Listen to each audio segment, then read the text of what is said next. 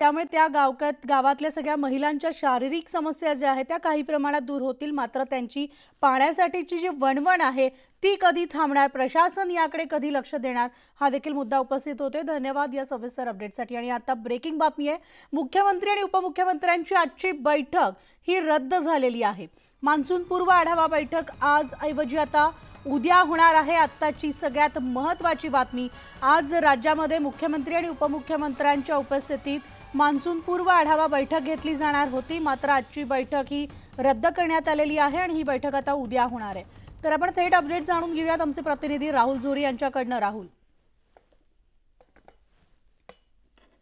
साधारण दिवसभर बैठक सत्र जे होतं अर्थातच मान्सून पूर्व आढावा बैठक, राज्यभरातली काय नेमकी परिस्थिती आहे पीक विम्यापासून ते अगदी पीक दुबार पेरणीपासून सगळ्या गोष्टी ज्या आहेत या सगळ्या याच्यामध्ये केल्या जाणार होत्या।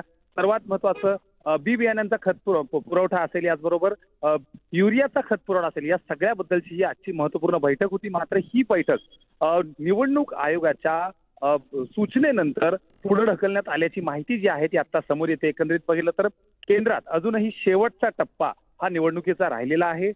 यापूर्वी महाराष्ट्रात ज्या ज्यावेळी निवडणुका पार पडल्या होत्या त्यावेळी विधानसभा निवडणुकी पार पडल्यानंतर आचारसंहिता जी आहे ती शिथिल करण्यात आलेली होती। मात्र ही निवडणूक केंद्राची असल्यानं आणि अजूनही एक टप्पा निवडणुकीचा शिल्लक असल्यानं अशा पद्धतीनं कोणतीही बैठक घेता येणार नाही अशा सूचना प्राप्त झाल्यानंतर मुख्यमंत्री आणि मुख्यमंत्री यांची ही बैठक जी आहे ती आता पोस्टपोन करण्यात आलेली आहे। आपल्याला माहिती आहे की राज्यात दुष्काळाची देखील परिस्थिती आहे। दुष्काळ सदृश परिस्थिती, यातून पाण्याचं राजकारण होत असताना आजच्या या बैठकीला काही दिवस थांबावं लागणार आहे। त्यामुळं बैठक न घेता काय नेमकं उपाययोजना करता येत आहेत आणि कशा पद्धतीनं प्रशासनाला कामी लावता येते यासाठी आता वरिष्ठ पातळीवरून सूत्र हलतायत। म्हणाली निश्चितच धन्यवाद राहुल या सविस्तर अपडेटसाठी।